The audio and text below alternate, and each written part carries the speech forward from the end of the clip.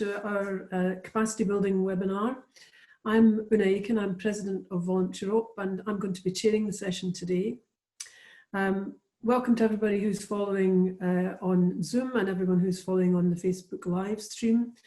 And just before we start, I want to offer a big thanks to Piotr for setting this up, to all the speakers, and to Adeline, Alex and Laura who are on comms, whom you can't see, but they're crucial to the success of our webinar. This is our first capacity building webinar following the election of the new board of Voluntary Europe. And one of the big commitments we made to the members of Voluntary Europe is that we would try to meet their needs. And capacity building is something that's absolutely vital to the members of Voluntary Europe and its partners. So this is a really important capacity building event for us. You're going to hear from a fabulous lineup of speakers today. We've got people joining us from all across the globe, I can say that confidently, from Belgium, from Spain, from Greece, the Netherlands, and South Korea, and Scotland. So we've got really, really interesting contributions from the speakers. I'm sure you're going to hear a lot about the place of volunteering in the in the response to COVID. And we're going to think today about what the best practices will be when the restrictions are lifted, and we can take forward the post-pandemic recovery. And of course, our focus is on a more socially just, inclusive and sustainable society. So we're going to hear about how civil society organisations, foundations and educational institutions have been cooperating together, have been working together and trying to make more resilient and safe and cohesive communities. So that's our focus for today. The way we're going to run this, just so everybody's clear, is I'm going to introduce each of the speakers in turn. We're going to have 4 speakers and then an opportunity for all of you to ask questions and interact. Then the final 3 speakers, and again, another question and answer. And you can post your questions on the question and answer feature or on the chat or obviously on Facebook, and we'll try and bring them all together and make sure that we get as much interaction as possible. So let's think of this as a bit of a conversation about the topic and be thinking as people are speaking about questions you could ask when it comes to the Q&A session. So our first speaker today is Gabriela Civico. Gabriela is the Director of the European Volunteer Centre and based in Belgium. And can I hand the floor to you, Gabriela? Thank you, Una, and good morning, everybody here from Brussels. I was asked to speak to you a little bit about the best practices that we have seen around Europe in this pandemic crisis and what we can learn from that moving forward. What we've really seen is where things have worked well with regards to coping with the pandemic and also being ready for this recovery process, is where there's been a system where both volunteer involving organizations, volunteer infrastructure organizations and individual citizens have felt empowered to make a change, particularly at the very local level during this pandemic, but also coordinating regionally and nationally to meet citizens' needs. Where there have already been pre-existing relationships and there have actually existed volunteer infrastructure organizations, volunteer centers, volunteer platforms, volunteer networks, we've seen that they have been able to cope much, much better with the situation. Where there have been stable, well-established, well-regarded organizations, not only from the community, from individual citizens, but where local authorities have also held them in good regard. And therefore, where did the local authorities go when they saw that they were going to need volunteer support, volunteer help? They went to the organizations that they'd already been supporting and working with. Where those organizations were not well regarded, were not well established, were not stable, we saw much more difficulties with the relationships between public authorities, local authorities, and the organizations. And we saw in some cases chaotic situations. We saw duplication of resources. We saw waste of resources and waste of energy, of that deep commitment and power of the volunteers. We also saw in some places where the volunteer sector and civil society sector was not well resourced and not well supported, a civil society vacuum. And there in many places in Europe, we saw extremist groups, we saw corrupt groups, we saw the mafia stepping in to meet citizens' needs where there was a void, where there was no civil society, where there was no constructive volunteer support, where there was no structured way for citizens to seek support from one another. We have seen these criminal entities, extremist groups stepping in. And this is a problem that we are storing up for the future. So in societies, in areas, in cities, in local authorities, where there were good relationships, where there was no civil society vacuum, I am sure, I'm confident they're going to recover much better during this recovery period with a strong role for civil society rather than in these other places. I can mention some best practice situations. Padova, which is the current European volunteering capital. After some initial confusion in Italy when there was the very severe lockdown and volunteers felt that they were not able to even leave their houses to volunteer to assist the most vulnerable. Very quickly, with this, through the established communication channels at national governmental level and at local level in Padova, exceptions were made for volunteers to break the lockdown, to be able to go out and to be able to help the most vulnerable people. In Berlin and in Malta, we've seen very specific and clear statements that post-recovery investment will be targeting civil society specifically. I haven't seen any other specific cases of this, and I'd be interested to hear from participants if in any other cities or countries there has been a specific investment made for civil society, not only for businesses and other sectors. So I've seen that only in Berlin and Malta for now. We saw a great example in Ireland, where there was already an ongoing conversation between Volunteer Ireland, which is the National Volunteer Centre, and the government to develop a national volunteering strategy. And that provided an excellent framework for a good partnership to develop volunteering advice, volunteering frameworks, all through the pandemic and going forward now in what will be the new reality. So where there were existing relationships, existing partnerships, it's becoming much easier to build on. I can take two contrasting cases about helping with volunteer insurance in Europe. The good practice case, let's say, was in Belgium, in the Flemish part of Belgium, where there was a partnership between the Flemish Volunteer Centre and the government to pay for insurance for individual, informal, ad hoc volunteers helping in the COVID crisis situation. So there was a very easy way for individual citizens to gain insurance for their voluntary activities during daylight hours, which would insure them against any accident to themselves, or a third-party liability insurance in case they caused difficulties for someone else during the course of their volunteer work. That was done through consultation, through partnership between the Volunteer Infrastructure Organization and the government. Another case, and I was debating whether to name the country, but I think I will, and people can correct me if I have the wrong information, but I understood in Scotland that the government announced that there would be an insurance for all volunteers specifically related to the COVID pandemic, but without previous consultation with the volunteer sector. And therefore volunteers were contacting volunteer organizations, asking about this insurance, questioning about this insurance, and the volunteer sector did not have the information or the knowledge at hand or the capacity to deal with the inquiries. So that was rather a backwards step. And then the conversations between the government and the voluntary sector started about the insurance, but after the announcement has been made, which of course is a situation that we want to avoid. So two contrasting cases there with insurance as far as I understood them. What we want to see going forward, of course, is the way that we can engage these very many new volunteers who have appeared during the COVID-19 pandemic, willing to offer their time, their services, their energy, their expertise.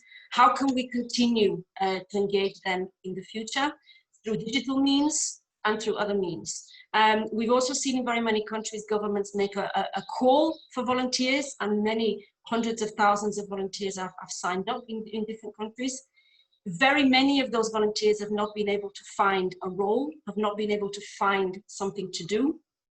We hope that collectively as a sector, we can keep those volunteers engaged, keep them interested, and really find the ways that they can contribute in the future, and that they will not become disillusioned and disheartened because we couldn't find specifically the experience that they needed in the COVID-19 pandemic, which was of course a very complex and complicated situation, perhaps not needing so many volunteers. And it probably would have been good in many cases for governments to consult better with the volunteer sector and really make an announcement about needing volunteers based on a needs approach, rather than a more, let's call it a populist kind of reactive approach, and creating a lot of expectation, creating huge numbers of people becoming disillusioned with their participation and ability to be active citizens. Going forward, what we ask for is a better and continued investment in volunteering infrastructure, in volunteering organizations, so we don't have this void. And that in future crises, which of course there will be, could be health crisis, could be ecological, could be other kind of situations, that the relationships already exist between the volunteer sector and the public authorities, enabling the flexible and fast solutions that we know that the volunteer sector can give, whereas public authorities, for many reasons, many of them justifiable, cannot. So we see definitely volunteer organizations as a valuable and important partner for local and national authorities, particularly in crisis situations, especially due to their ability to be flexible, to be creative, and to find solutions where others perhaps don't see any. But we know that volunteers are some of the most resilient and creative people that we know. That was all I wanted to really mention about what we have seen around Europe and what we think is the basis for where we've managed to see success and successful engagement and involvement of volunteers, making a contribution to improving the situation for so many citizens across Europe, and where we have seen some areas lacking. Thank you. Thanks very much, Gabriela. Some brilliant points there. I'm sure we'll come back to the issue about the new volunteers and people not being able to have a role when they were asked to volunteer, and that's a real problem for the sector. And very interesting about where there's no strong civil society organisation or no strong civil society, that we see others stepping in to fill that gap. So great, Gabriela, thanks so much. I asked Paul in the chat if he can maybe talk about the insurance situation, given that he's based in Scotland, so we'll hear about that in a moment or two. So our next speaker is Ana Rosa Alcalde, and Ana Rosa is the director of Alianza por la Solidaridad, a Spanish NGO that does lots of really interesting work, not only in Spain, but across Spanish-speaking countries and elsewhere in the world. So Ana Rosa, over to you.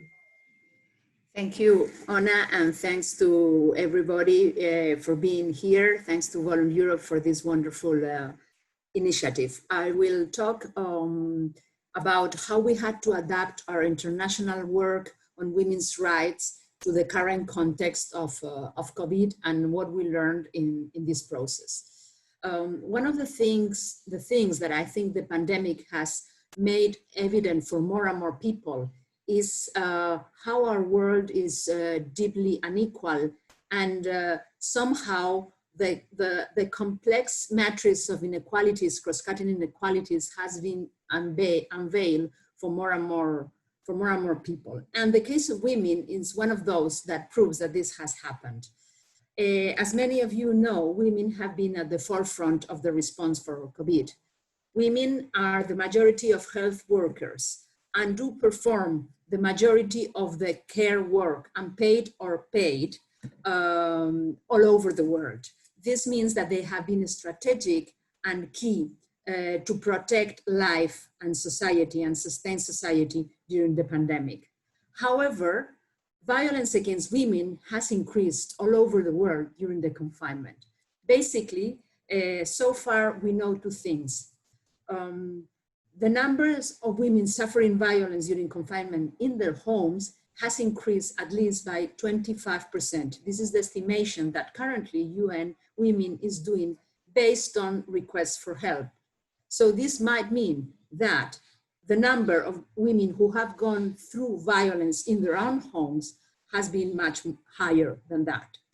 And second, a new trend of violence has really increased, and it's that violence that happens online. Since online life, professional and personal, has become key for survival during the pandemic, again, violence that women suffer online has also been increased, and some international institutions now are studying the first estimates of that.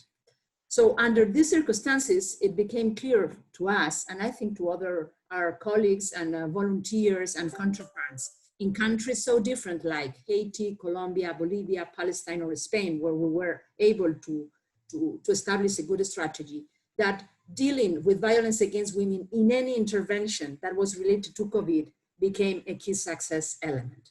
And we developed 4 sets of responses. First, any intervention should go directly to support already women community networks of support that existed, because all over the world, women who were volunteers were the ones to react and to act to protect their communities and to establish links among themselves to protect themselves against the violence that they were starting to suffer. So first of all, is that any support we do shouldn't overlook those networks that exist and should try to support them. Second, we had to develop in any intervention and where we do sensitization, awareness about prevention of violence against women. And this took different forms depending on the context. For example, in Palestine, where quarantine centers were being put in place to receive Palestinians who were going from Israel to Palestine, we consider very strategic to do the prevention of violence against women within those populations and working differently with men and women. In other contexts, for example, in Colombia, it became crucial to work with youth. And there, the work was done through social media. In other contexts where we were mainly working with rural communities, radio became the key element for prevention messages and to let women know that new services were being developed and trying to be adapted to the context of the pandemic. The third work stream that we have to develop, and I think is also very interesting, is that the protection system for women against violence had to be adapted to the new social distancing and confinement situation.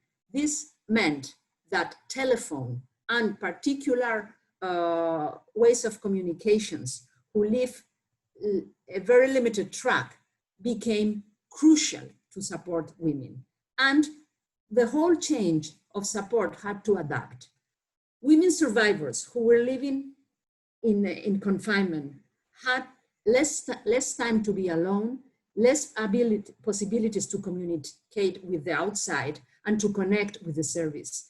And they had to do it through the social media in a way that was very discreet and didn't leave any track.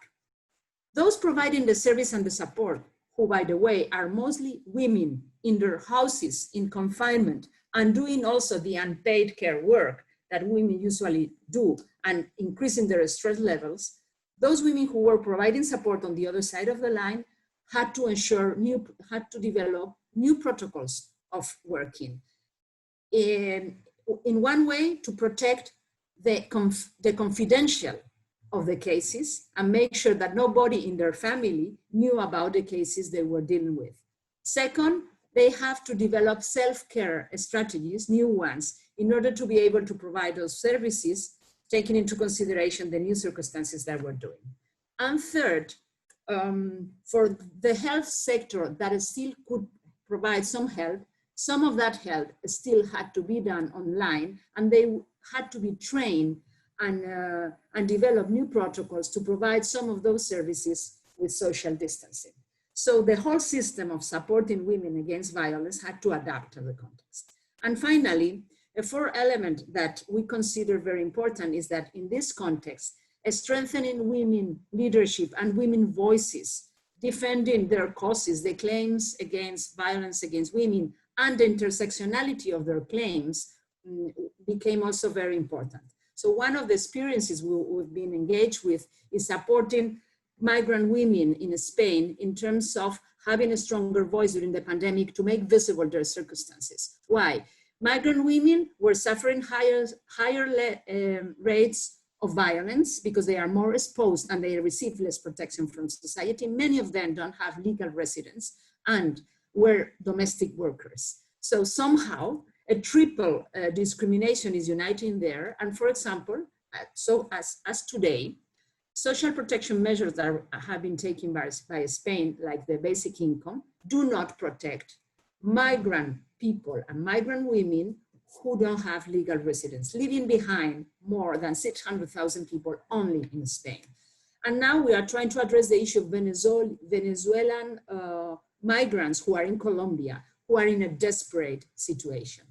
And from the point of view of accessing and strengthening their voices to make visible for society the situation they are going through.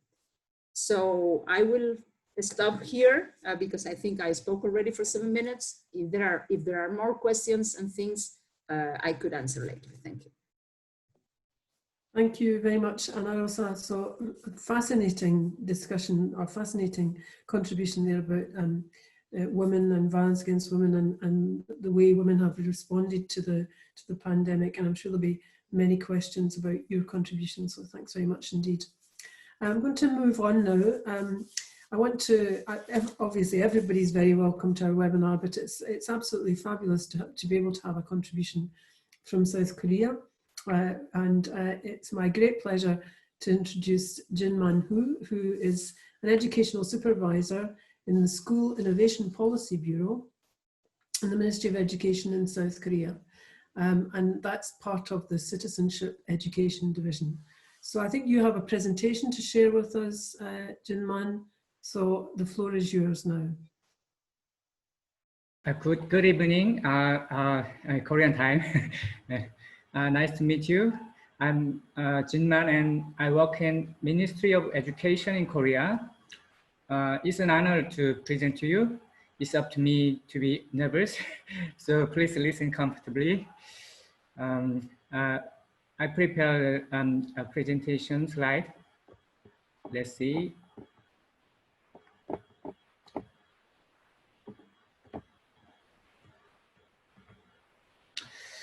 This is a picture of a company in Seoul donating a laptop on April 1st. And this is a picture that I took while supporting tablet from someone in Suwon City where I live.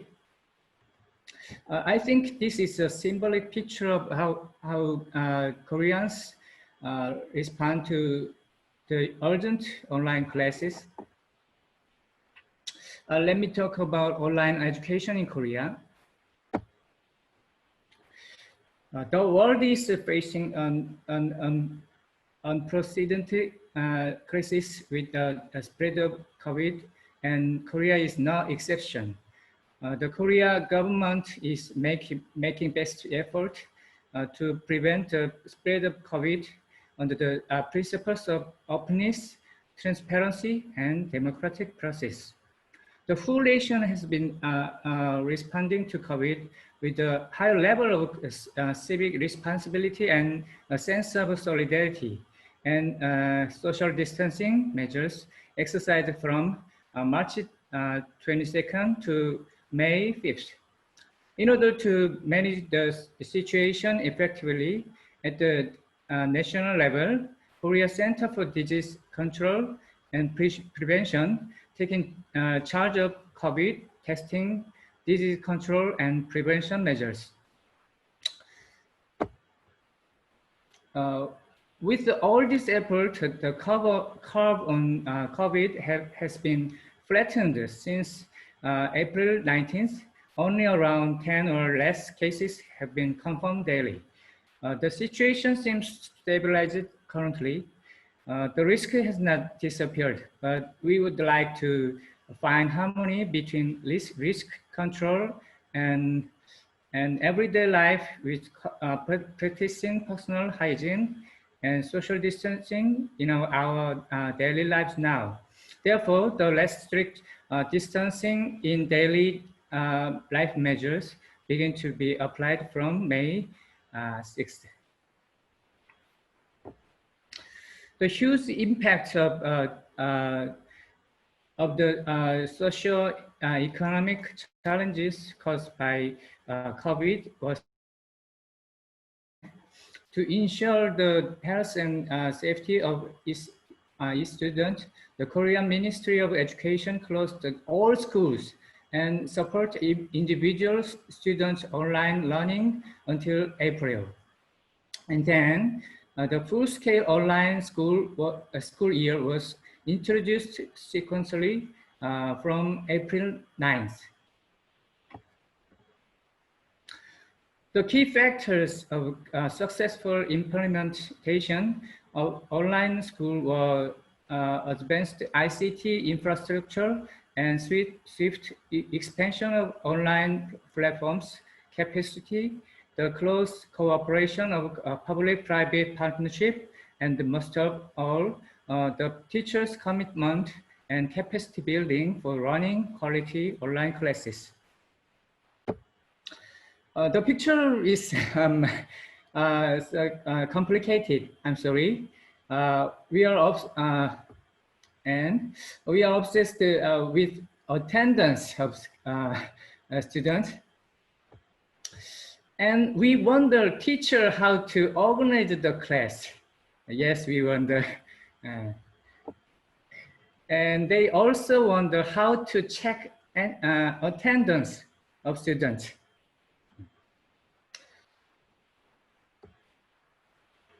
More learning content has been added to previous set of content. More than 50% of online learning content is created by teachers. As of April 21st, the number of teacher-made content is more than 30 millions. Customized support measures are also devised for students with social needs in order to resolve a digital divide between students. For example, in case of students with disabilities, learning is supported in combination of online education and home visits, considering the types of and degrees of disabilities. And for students from low-income families, 280,000 digital devices are rented to all students who applied for them, and the internet subscription fee is also provided. The national level support is provided swiftly based on the close cooperation of public-private partnership. Zero rating policy has been applied when accessing educational websites, including EBS, which means free of subscription and data charge. It was possible in cooperation of Ministry of Education, the Ministry of Science and ICT, and the 3 major telecommunications companies.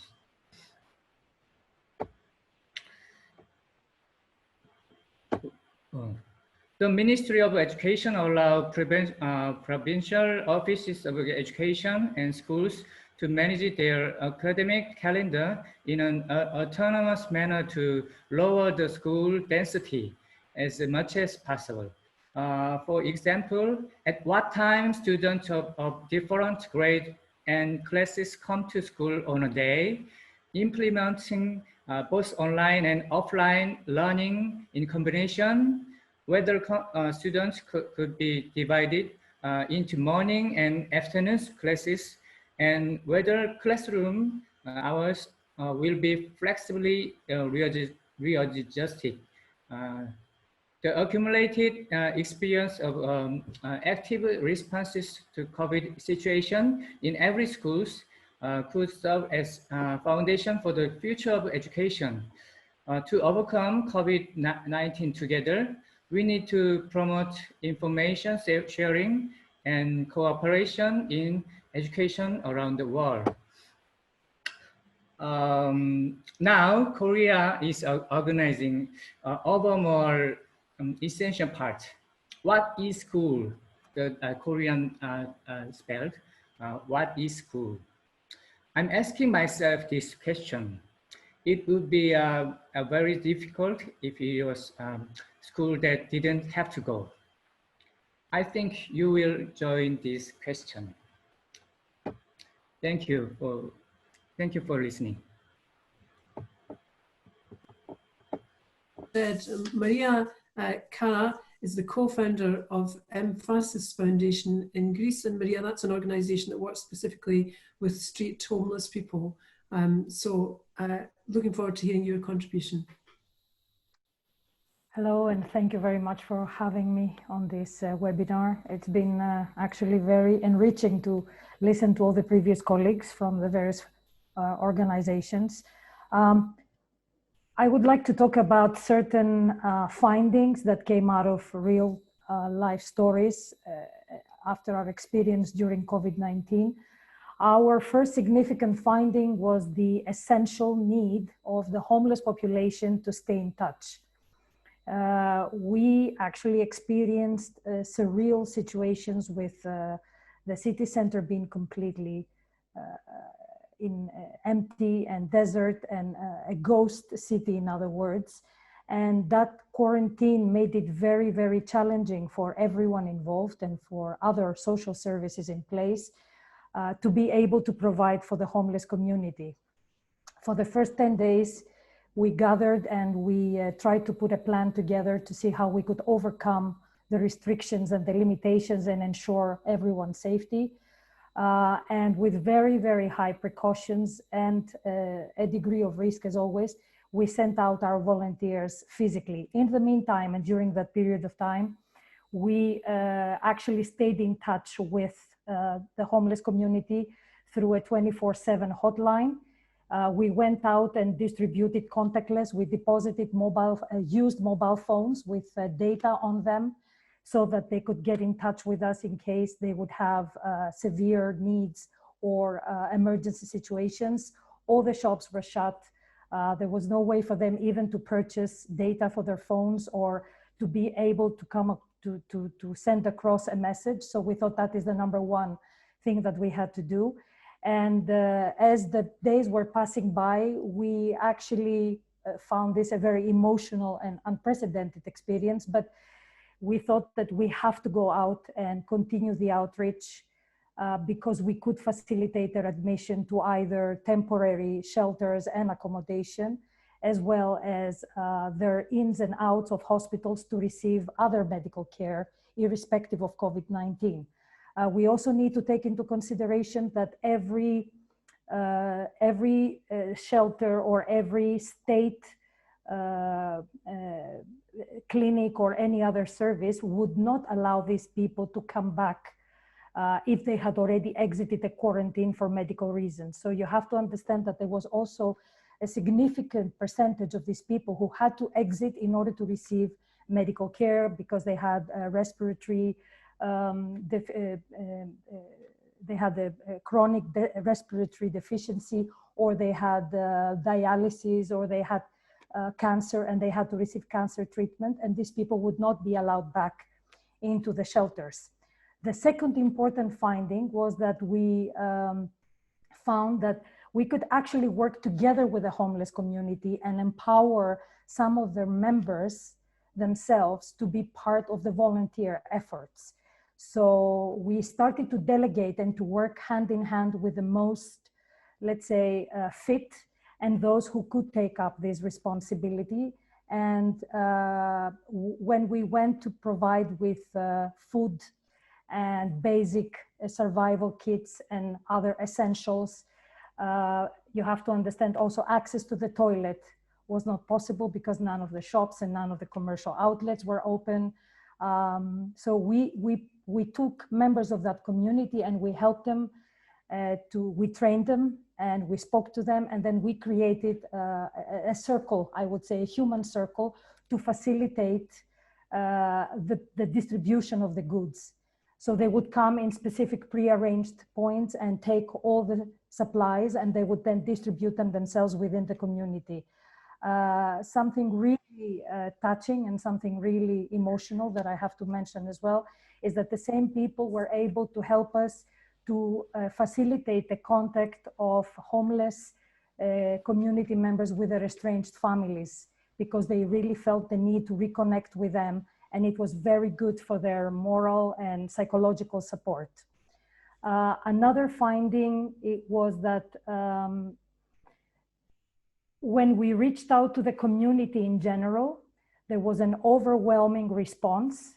We were finding that the food supplies were not enough, not sufficient, because all of the soup kitchens and the related outlets were suspended temporarily.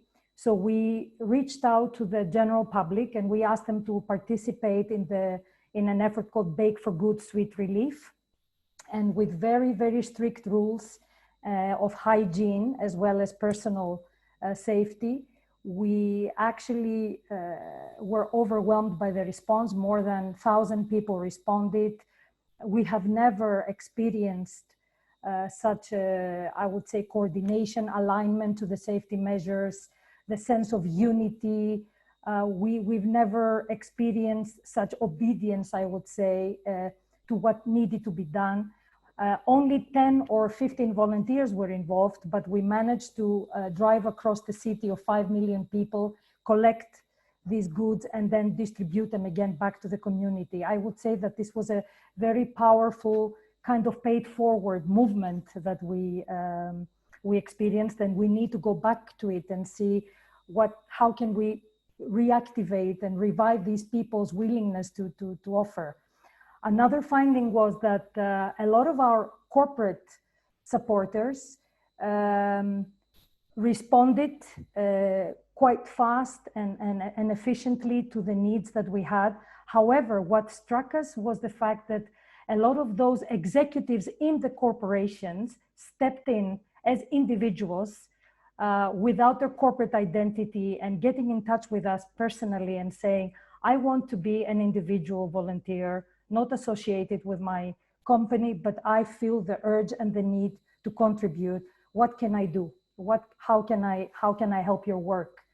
Another point that I think is very valid and came across very vividly was also the fact that the volunteers themselves needed to be also taken into consideration, that this whole psychological pressure and the tragedy and all of this turmoil and interacting with people in need under these circumstances, they found it very difficult to deal with that. So I actually saw a lack of being able to support these volunteers through counseling or through advisory, and how they could remain strong and being able to cope. So I would like to point out also that temporary accommodation was a key element of best practice.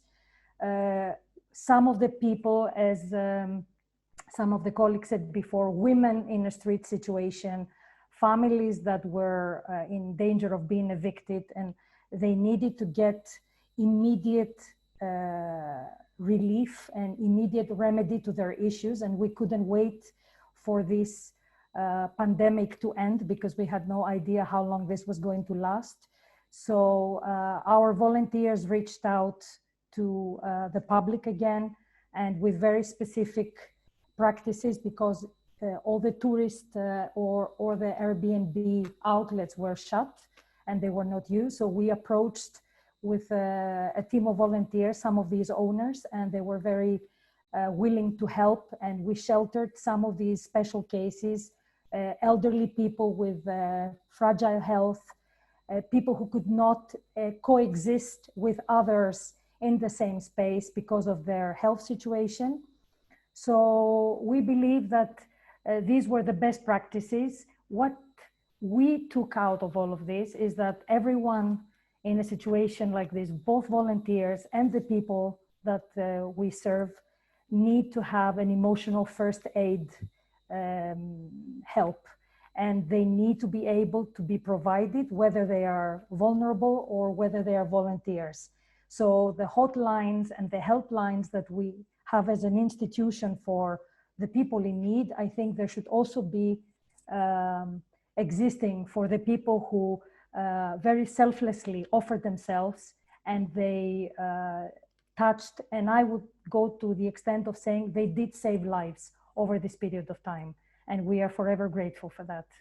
So that's our take. Thank you very much. Thanks very much, Maria. That's fascinating as well. A completely different picture of working with homeless people in this very strange period that we've lived through. Some great points there, I think we'll pick up again. So that's our 4 panelists for the first section of our webinar. Let's take some questions. Can I ask Paul just to perhaps talk about that question that Gabriella raised right at the very beginning about the insurance issue in Scotland, because Paul, who's going to speak to us later on, is the Chief Executive of Voluntary Matters, but he's based in Scotland and is also running an organisation in Scotland at the same time. So Paul. Okay. So in terms of the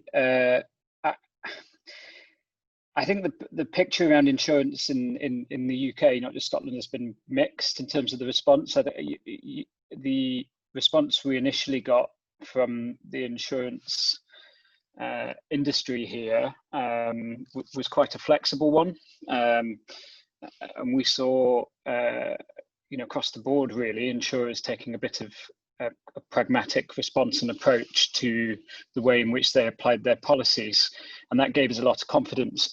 I think it's fair to say, and I'll cover this in my update a little bit later, but that sort of sense of goodwill and pragmatism that came with the first bit is I don't want to say eroding, but you could replace insurance with a view on what might happen on homelessness when hotels reopen, various other things. Now you're starting to see pressures applied, commercial pressures that are now starting to sort of affect decision making. Insurance is one of them. We've literally over the last few weeks been proactively contacted about for our insurers around revisiting aspects of our policy and premiums in relation to whatever we're doing in renewal activity as we restart. So my sense is that things have shifted, and there is a more sort of commercial and risk averse lens to the way different sectors are approaching the response, and a lot of that sort of pragmatism and goodwill that was shown at the start is starting to sort of erode a little bit. So that's probably give you a bit of a sense of it. But yeah, I mean, insurance, you could replace insurance with many other things, and I get a sense that we're into that space now where people are making sort of more rounded decisions with commercial thoughts rather than just immediate response to the pandemic. Thanks, Paul. Over to you, Piotr, with the questions. Great. Thank you very much. I'll give the floor to those who are asking questions. Perhaps when you ask your question, just introduce yourself and tell us where you're asking the question from. That would be very helpful. So first we have Alfredo Abreu.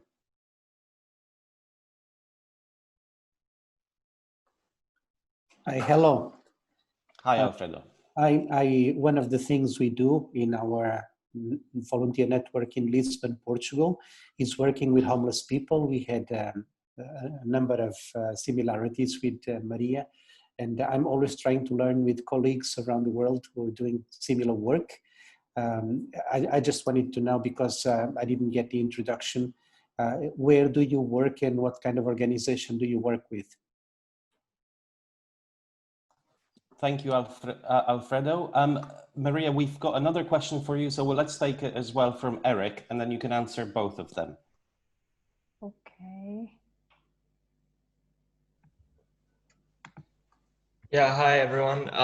So I wanted to ask Maria, when I watched the news recently, I've seen many headlines about Greece and the effect COVID-19 and the current crisis has had on the refugee population. And I was wondering, I think your organization is based more in Athens and working with the homeless. And I was wondering, in your day-to-day efforts, what sort of demographic do you think you're majorly helping? The national Greek populace, or you think there's more refugees now homeless and in need? Thank you. Okay. So, Piotr, can I reply? Yes, absolutely, Maria. Okay. Go on. Starting with Alfredo. Alfredo, it's a real pleasure, and we're also looking into organizations who are working in the same field as us. Our organization is called Emphasis, EMFASIS Foundation. It's a grassroots organization founded in 2013, and we work primarily with a population that is facing multiple phases of homelessness, as well as the destitute who are in danger or at the brink of being homeless, and those who actually, they don't really sleep rough, but they spend the biggest part of their day on the street because of various reasons: domestic violence, unemployment, depression, inappropriate dwellings, and et cetera, et cetera. So I would be very happy to discuss with you more in detail. And we've always wanted to do things in Lisbon anyway. It's been one of our, I would say, case studies, because we did find as well a lot of similarities. So would be very happy to network and connect after the webinar.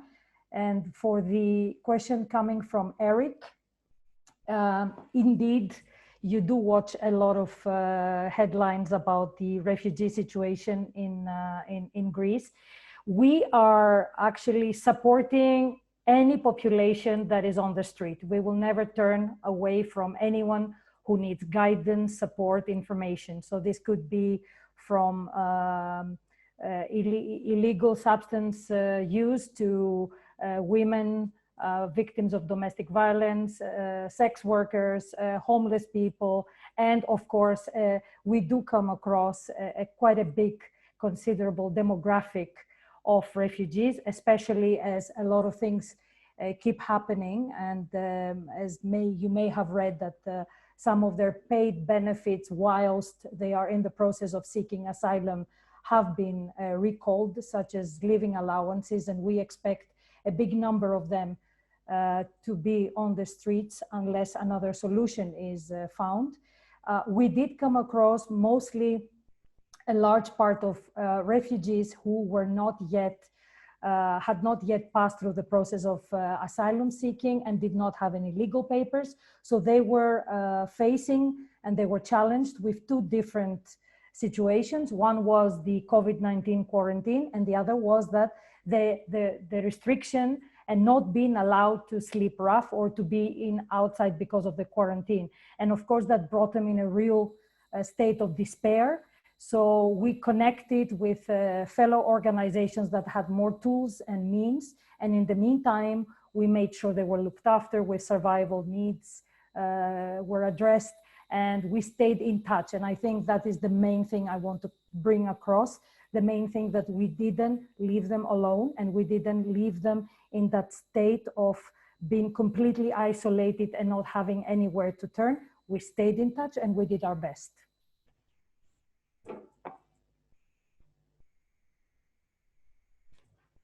Thank you very much, Maria. We've got one question which appeared on Facebook through the live stream. That's from an organization called Asociacja Act Integration, which is based in the southwest of Romania.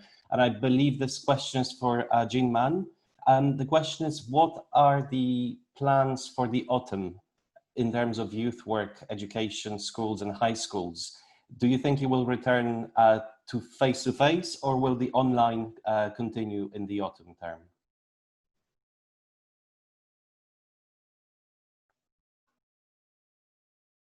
You need to put your, you need to unmute.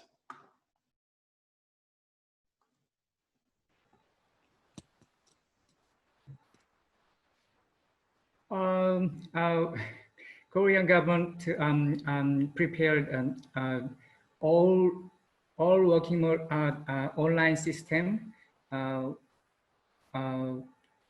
secondary,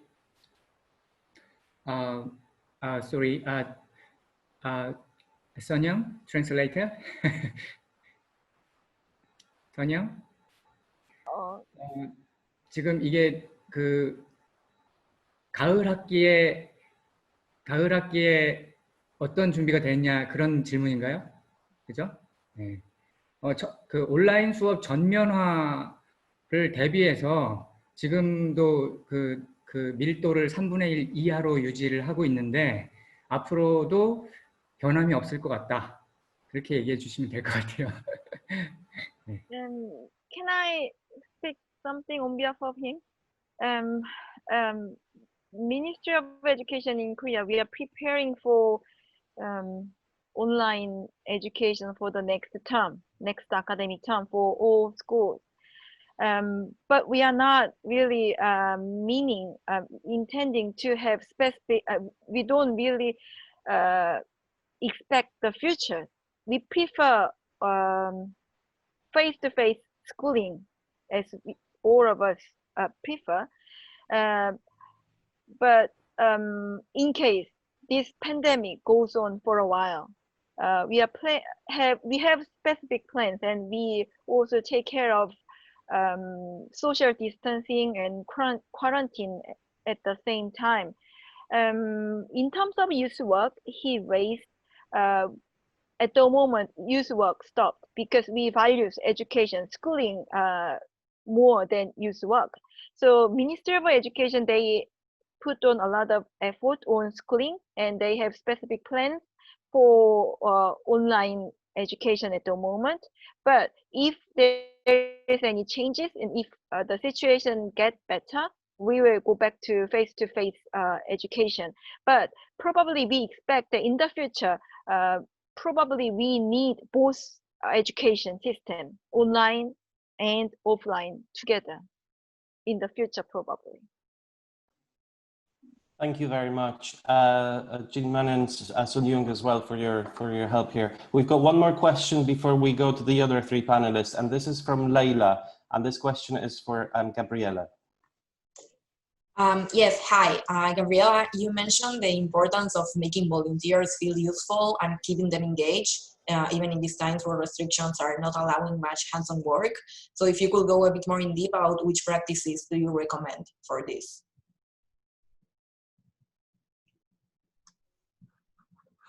Hi, thank you. Of course, everything has to be tailored to the specific situation and with an eye on the future. But certainly keeping people engaged online is really important. And making sure that people are communicated to, and that they have maybe a situation where volunteers or potential volunteers communicate amongst themselves. So there can still be an investment even during this online physically isolated period of that sense of community building. One of the things we know that people value a lot about volunteering is the personal connections, the sense of community, the sense of purpose that they have together. And certainly, rather than leaving people just waiting for the phone to ring or waiting for an email, there are things we can do around community building between larger or smaller groups of these potential volunteers. To keep them interested, keep them engaged, keep them informed, perhaps do some training. There are organizations who are doing training online during this period, so that there will be volunteers ready and able to engage in a more active way when that is possible. We see that the particular need for somehow replacement and shift of volunteers. Many older volunteers in Europe will never be able to go back to their previous volunteering roles due to health considerations for themselves. So we really do need a series of younger people to be able to take over those roles, and those roles will need to be adapted. So organizations can also take part in those adaptations, those trainings, preparing people to take over these roles. So it's really about connection and creating a sense of community and a sense of engagement, I would say, so that people feel ready and able and still committed when the time comes when we do have roles for them. Thank you. Thanks, everybody. Leila, I'm sure that Paul's going to talk a bit about post-COVID volunteering as well in his presentation later on. But it's my pleasure now to give the floor to Sanne van Wiegen-Looijen. She's the project and community manager with the Dutch platform for volunteering organisations, NOV. And the floor is yours, Sanne. Thank you, Una, and thank you everyone for having me here in this inspiring group of people. my talk topic is actually a nice follow-up on Gabriela, because I'd like to focus on our volunteers and a specific group of them. So in the Netherlands, we've almost arrived in this situation we will stay in for the foreseeable future. And one of the issues we face, and we probably have in common, is that our current policy still says you have to work from home as much as possible, and that includes volunteers. And we all know that that's for many volunteers that's impossible to do when you work in a museum, a nursing home, as a buddy, you name it. And the policy also says, are you over 70 or do you have a vulnerable health? Be extra careful. And that's probably going to be the case for a much longer period of time, unfortunately. But as a result, we now see a few things happening. Some voluntary organizations, and also the big ones, they introduced an age limit. And this all opened up the discussion about age discrimination, and older people are sometimes very healthy and strong, but they are feeling left behind and made weak, made isolated. So we see this division, like we also see in society, division between the healthy and the unhealthy, the young and the old. But we also see this within our group of volunteers. So my first question to ourselves, but also I think it's interesting for you. What if we would lose part of this group of volunteers? Approximately 40% of all people over 70 work as a volunteer in the Netherlands. And they are also the most loyal group of volunteers. So when you add to that the volunteers with a vulnerable health and the number of people who were strong volunteers before and can't or won't be active now, that number is huge. So when I think of it, I think it would be devastating for the voluntary sector in many ways when we would lose this group of people. But my second question would be, how do we weigh the risks for these groups? Because of course, first there is health, most important. And of course we understand policy and we act by the rules. We have to, and we want to be our volunteers and their loved ones to be safe and healthy. And we don't want to spread the virus. But on the other hand, we see this huge risk of, and the very importance of all the social consequences for this group. So long-lasting loneliness and social exclusion and hopelessness these days, for many, it starts to get more difficult by the day. So how do we try to deal with this issue? It's no question we are responsible as an organization for health and right safety measures. But no, like the title of this webinar, not one size fits all. So we can't say all 70 plus people or all people with certain health issues are vulnerable and can't do their voluntary work. So we have to make differences between types of jobs, types of people, people's own wishes. For example, the difference between gardening in a nursing home or humanistic work in a nursing home needs a different approach. So we try to encourage people not to decide for these groups of people, but to decide with these people. So I'd like to finish with my two main messages. I think we as a voluntary sector know that many incredibly big challenges are facing us on many levels. And one of the issues is this increased division in society between groups of people. And we need each other to recover from all this damage COVID-19 has done. But we also need all volunteers for this job. So we don't want to lose huge numbers of volunteers because they can't do their job. And the second message would be that I think we as a voluntary sector, we empower people. that's what we do. That's what we know how to do best. But now I think more than I've ever seen before, we also need to empower our own volunteers. I think that's my end message. Thank you so much. Thank you, Sana. Very interesting that you focused on older volunteers, and I think maybe we'll get some questions on that later on. But let's move on to our second contribution from South Korea. I'm really pleased to welcome Sun Young, and I'll hand over to you. Sun Young is an associate professor at the Korean National Sports University. Sorry, I should have said that. Good morning and good evening, everyone. I'm very privileged to here with you at the moment. I think this kind of online life never get friendly, even though I do teach my lectures through this webinar every day, but this kind of environment never get easy for me. But anyway, today I'd like to talk about what is happening in South Korea in terms of education, and also I'd like to raise the issues about social values. What kind of values we have to must carry on in this pandemic.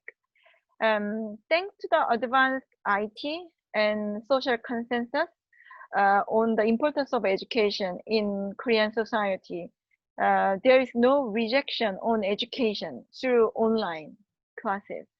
I think Koreans believe education must go on no matter what happens all the time. Jinman shared responding to COVID-19 online classes in Korea, and you heard that how much the Ministry of Education put great effort on the online schooling at the moment. They put a lot of money on primary, secondary, and even universities. However, I would like to point out the missing factors in online education system at the moment in South Korea. Well, I fully understand for every one of us, this pandemic is we never experienced this kind of pandemic, and nobody had the answer for this difficult situation. And also, I think we have to carry on our lives, but I think it's time to think about a lot of things for our work, for our volunteering work, for our civil society. For example, the global connectedness and mutual dependence, interdependence became more important than ever, and active community involvement became more crucial than before. And even though we are doing some kind of social distancing, I think community involvement, such as volunteering, should be regarded as more important now, and we have to try to develop and find the effective ways to help one another through online and offline together. Also, we must keep the values about the human dignity and humanism, even though not only Corona, but also fourth industrial revolutions are threatening us. I think we will experience the future we never imagined, I think. Due to the pandemic, borders are closed and exchanges programs or visits to other countries are all restricted. In Korean society, the internationals and foreigners get bullied sometimes because they came from outside. I think we are getting towards more nationalism. We became to think about ourselves first because of the fear outside. But I think we all, in this time, we have to teach, or we have to encourage young students, especially the global citizenship, how to live together, and also how to get rid of this kind of problems. I think it's time to teach social values in relation to global citizenship to young generations, and create a platform to practice through both online and offline their citizenship. Most of universities in South Korea, we do have compulsory volunteering modules, but this academic term, we all stopped because we can do the volunteering in our communities. And my university especially, we do have a partnership with Volunteering Matters. We used to send students, maybe 10 students each year to England, but British Embassy, they shut down their visa process. So students, they are just waiting. They can't go to England at the moment. And I think because of this situation, many people think volunteering is not any more important. It's more, we need to take care of ourselves first, and volunteering maybe later.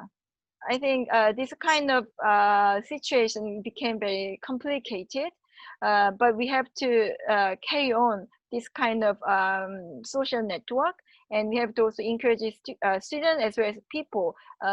This is the time for volunteering each other, and it's time to help each other. I think even though the volunteering program at the moment in South Korea has shut down and it stopped, but I think I'd like to raise these issues to in a global society as well as in South Korean society. And unfortunately, the young generation's participation in community involvement is get decreased at the moment in here. But I think we have to re-educate, or we have to re-encourage young students. We are not alone, and we have to help each other, and we have to live together. And that's what I thought, actually. Thank you very much. Thanks very much, Sun Young. I particularly like the idea that we should be teaching social values to young people across the notion of global citizenship. Great point. So keep your questions coming via the Q&A or the chat, and we'll take them at the end. But it's my pleasure now to ask Paul Reddish, who, as I said earlier, is the Chief Executive of Volunteering Matters in the UK, to make his contribution. Paul, over to you. Thank you, Una. Good morning, everyone. One of the advantages of going last is I was struggling to work out how on earth I condense all the huge things that are happening in the UK at the moment into 5 or 7 minutes. And the advantage is I can now basically not cover the things that people have already covered and give you something new. So I could have talked about the huge outpouring of support and the number of people that wanted to volunteer that couldn't, the lack of investment in infrastructure, the challenges it's caused, the differences in localities around some having the infrastructure and others that haven't, the homelessness situation here, or indeed the similar impact that's been shared in Holland around the older generation of volunteers and the problems that's going to cause. They all apply to the UK. So I'm not going to talk about any of those. I'll go into some other things that might give you a bit of insight into what's happening here. I want to talk about sort of the coordination of our efforts first. I think it's fair to say we're getting better with every emergency in the UK. And a couple of years ago, we formed what was called a Voluntary Sector Emergencies Partnership. And that was in response to the Grenfell situation, where we had the awful situation of a high-rise tower block setting on fire and nearly 100 people died. But basically, the learning from that was that the sector, sort of like a vacuum, came in to support, and we were all crossing over each other, and it was all a bit disorganized. And so the Emergencies Partnership was formed. This idea that the sector needs to be better organized and coordinated with each other in order to respond better in times of crisis. And that that was then used in the Manchester bombings and various other incidents that have occurred across the UK. This one's really tested us, because clearly this is sort of, not an immediate event in a locality somewhere in the country like a flood or a bombing. It's everywhere, and it's a pandemic. But what it's done is it's brought together aspects of the sector nationally and locally under the umbrella of an emergencies partnership. And it has its tensions, as you'd expect, as a number of organisations come together. But essentially, it's created a vehicle for the sector to engage with UK government, with local authorities, and act as a movement as opposed to all acting independently, and that being quite confusing. To use an analogy we use in the UK, the voluntary sector is a bit like trying to hold together a box of frogs. It's sort of stuff jumping all over the place, and it's quite difficult for people to engage with us because of the way we're structured. So that partnership's been quite critical in providing a sort of single mechanism for the sector to engage in and out of statutory services and be able to respond to the crisis. There's lots of things that don't work about it, but it's better than it was in the last response, and the last response is better than the previous one. And I think we're, as and when different things happen that require an emergency response, I think we've a format in the UK now that is developing all the time, works quite well. I want to talk a little bit about some of the technical learnings. So digital has been referred to. I think that there's a couple of things in technology out of this crisis that we're now focusing on and looking at. There was in the huge outpouring of support, there was a call from government quite early on for volunteers to support the house service, and we had 750,000 people come forward in 48 hours. That's been coordinated by the Royal Voluntary Service. As part of that, it's all coordinated under an application called GoodSam, which is the best way I can describe it is the Uber of volunteering, where you're able to sort of automate deployment of local people to local need. And that's really interesting because in some ways it sort of flies against the idea that volunteering is entirely relational, and yet it's enabled us to ensure that hundreds of thousands of people can respond to a need locally within an hour where it is referred. And so there's some real learning in where technology can enable emergency response and volunteering in the sector, and that's an area that we're now starting to explore. I think it's fair to say as a sector, the voluntary sector is probably a little further behind in its tech thinking than some of the other sectors, and for us it's an area that we do now want to explore and look into to see if there's any learnings in that we can build into the partnership. The other thing I wanted to focus on my update was a little bit more on the need for us to do things that are right for communities, and not to allow that to get mixed up in politics. And that's something that we've started to really focus on in this emergencies partnership, because a part of it, we're working hand in glove alongside UK government. And that's not been the case for the last 10 years. We've had austerity here. The relationship between the sector and the government has been fractured. It's been difficult. I think it's fair to say that we've, in a lot of cases, lost the ability to talk sensibly to each other. Much of the dialogue is often done through social media, and it's not that particularly helpful. So what the crisis has done is given us an opportunity to sort of reset that a little. And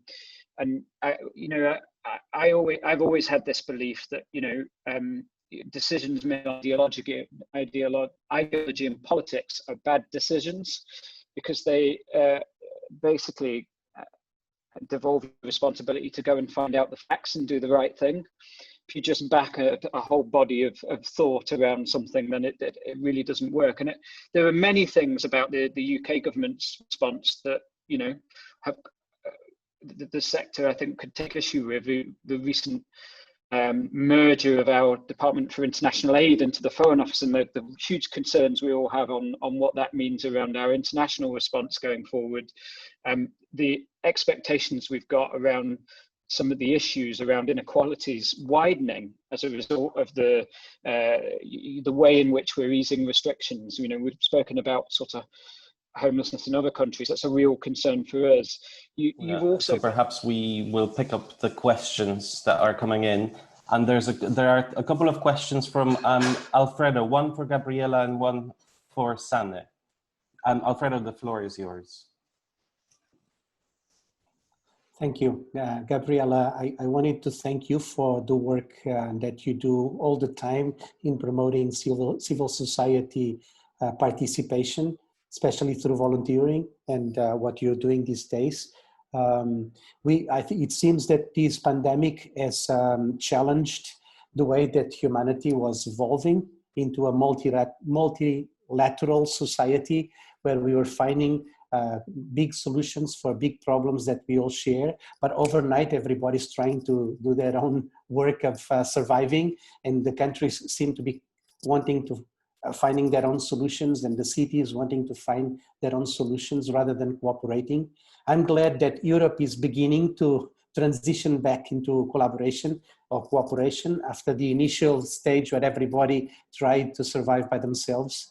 I'm wondering if when we look at volunteers and volunteer involvement, which has suffered a lot with this lockdown situation and restrictions, could the organizations working with volunteers provide some inspiration and some new possibilities as we find solutions for common problems here around Europe? That's my question to you. Yeah.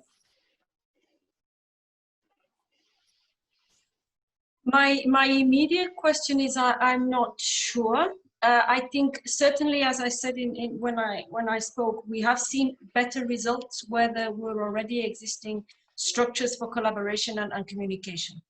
So definitely in even locally through regionally and nationally, where there were local volunteer platforms, local volunteer centers, national volunteer infrastructure organizations, where there was existing collaboration, they have been able to share information, share resources, avoid duplicity, etc. The problem that we will still continue to have even in the post-recovery period, and perhaps more so, is the competition between civil society organizations for scarce resources. And this is where I suspect that we will still see in some cases lack of collaboration, which is really a pity, and it's unfortunate that civil society is not being invested in as a more central aspect of building resilient societies, of building societies based on European values, based on partnership, based on equality of opportunity. And if there was some serious investment put by the government, which really recognizes that, then I'm sure that the volunteer organizations would be able to collaborate and participate together in a more rational manner. My worry is, and we see at the European level, our own budgets are being cut. So organizations, more and more, we have to fight for a smaller and smaller pot of resources. And my only fear is that will cascade down, and it is actually already happening in many places, and can destroy lots of the good spirit and willingness that there is for cooperation because of that competition over scarce resources. So I would like to be more positive and say that organizations and volunteers will collaborate and look at these things together. But I think when all volunteer organizations are supporting such justifiably important causes, they want to protect their own resources to be able to meet their own constituency of needs.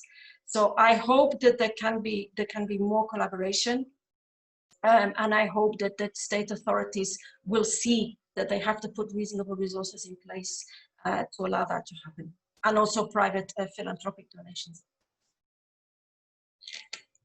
Thanks, Gabriela. Paul, can I loop you back in? And we lost you when you were just talking about widening inequalities. So if you want to just give us your last few thoughts, that'd be great. Sure. I guess I was setting up in the sense that whilst there are many things as a sector that in the UK we would have concerns with in terms of what widening inequalities and different aspects of government decisions that may worsen that. The reality is that if we take a black and white view on these things and we decide we're just against the government, which is how it's felt often at times over the last few years, we lose the opportunity to do the right thing. And the reality is that life is sort of gloriously grey rather than black and white, and you don't have to be for everything and or against everything. And one of the things I hope that comes out of this is the sense that we can flag our concerns and work with government on some of the issues that we believe need to be addressed in their decision making. That doesn't stop us from working with them. and on the areas where we do agree, and volunteering is a critical one. I think there's a real sense of pride around what's happened in the public response on volunteering that crosses political divides, ideologies in the sector, and that for me is an area where civil society, government, politicians, everybody can build around. And if we can start to address some of the societal issues together through the areas that we have in common, then we might start to build some common ground that then inevitably addresses some of the issues of inequalities. So I think that's the opportunity that comes from this, but it requires us to have a different dialogue. It requires us not to be quite so black and white in our thinking about whether someone is entirely right or entirely wrong, and work to find some common ground even when we've got differences. And I hope that's one legacy that may come out of the current situation. So before we close, I'm going to give everybody the chance to make their 1-minute pitch, key messages to external stakeholders, policymakers, decision makers, governments, and I'll just take it in the order that you spoke. So Gabriella, you can go first. Thank you, Una, and thanks to everybody for your contributions. It's been really interesting. My message is based on a statement that we issued from CEV regarding the road to recovery, which is asking for policymakers to step up a gear regarding volunteering policies and programs. We're asking for them to take this moment as an opportunity to change gear regarding how they approach volunteering, with an increased focus, increased intensity, and increased speed of investment and partnership development with volunteer involving organizations and volunteer infrastructure organizations. We really believe that this will lead to a situation that more properly reflects the importance, the energy, the expertise, the commitments that volunteers have for the health and well-being and solidarity in Europe. And we hope that all of this will take place without any danger or risk of exploiting volunteers in for-profit settings. So we call on all policymakers to really make this change of gear, change their attitudes, and change citizens' attitudes as well. Thank you. Thank you very much. And Ana Rosa. Thank you. Thanks to everybody's contribution. It was really interesting to listen to all of you. I would say 2 quick messages as a closure. First, that society does exist, and that solidarity is a big part as a political value of the response. So again, we have in the public debate the importance of citizens' responses, citizens' networks, and public policy oriented to protect and to create social cohesion. This is back again to the public debate, and this is very important because somehow it was being left behind of the public debates. And the second element is that I think we had a glimpse of how the digital world of the future will be, how our personal and professional lives will develop in the future. And we could see the challenges and the opportunities that this will bring us in the future. And I think it was evident that women's rights should still be a very relevant element of the agenda if we want to advance a world of human rights and dignity. Thank you. Thank you, Ana Rosa. Jinman, are you still with us? Do you want to give us your 1-minute message?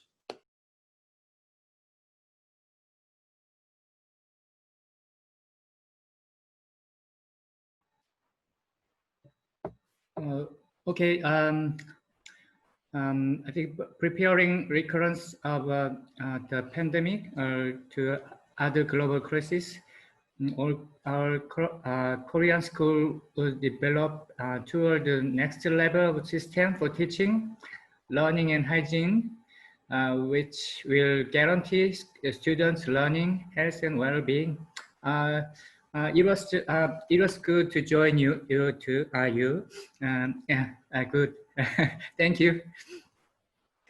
Thank you. Maria?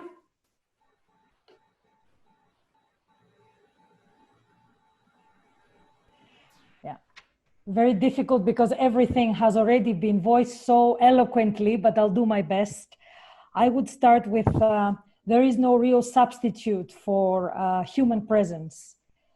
And irrespective of online, offline, human presence and humanity in general is very much needed in every circumstance and in every difficult situation we face as a humanity. So I would say, let's work on a framework, like Gabriela said, but in a participatory and open process with all the stakeholders on board. Let's learn from our successes and from our challenges that we have faced. And our deepest desire and the deepest message we want to get across is let's continue to showcase our volunteers as the true role models in a world where we lack role models by far, and we lack inspiration for our young people, our young generation. These are the people we should be focusing on. They should not be a breaking news and then forget about it. Let's invest on ways as Europe and the rest of the world to continue to showcase them as the true heroes, the true role models, and true inspiration that comes out of real life stories, because lives get enriched, citizens get mature and better, and the society gets better. So we need to work on it. Thank you, very powerful message there. Sana? Here, Maria, thank you. Short message. I think we have to be aware of the gap between the healthy, unhealthy, the young and the old. Like I said, we have to try to keep everyone together and start with a look at ourselves, the volunteers, all the volunteers. So especially keep the older generation of volunteers and the vulnerable health, or volunteers with vulnerable health, keep them together. We know how many incredibly big challenges are facing us, and we need them all. So again, as a voluntary sector, we empower people, and now we need to empower our volunteers. I would say thank you. Thank you, Sana. Sunyoung. Thank you very much for this opportunity tonight. We are facing unexpected and unknown future. So we have to live together and we have to work together. And also we have to take care of each other. And it's time for actually global citizenship. Thank you very much. Well said, global citizenship. Yeah, and Paul, you, apart from me, you get the last word. I mean, I think I pretty much did my 1 minute summary after my cutting off of Wi-Fi. So, I mean, the only thing I may add is, you know, however difficult this has been, and it has been difficult for many organisations and many people, you know, there's lots of really good learning that's come from this, and I think it's incumbent on us all to sort of take a breath, have a think about all the different things, and take 2 or 3 practical things away from it. That means if a second wave of COVID hits, or indeed some other emergency occurs in the next 6 months, what are the 2 or 3 things we've learned that we can do differently that mean we'll be that bit better next time? And that's what we're now starting to reflect on, is what we do in the next crisis that hits us, and what learnings we've got from this.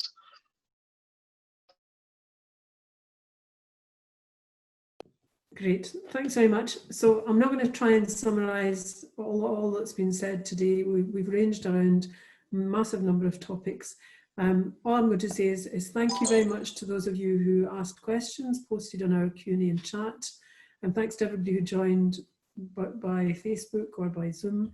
And finally, a huge thanks to all of you who have contributed today as panellists.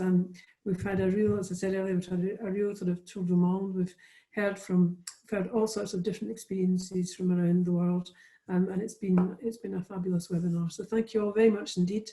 Thanks again to Piotr, Alex, Adeline and Laura for the comms and setting up, and look forward to seeing you all soon, probably online, but maybe one day face to face. So thank you, bye bye everyone.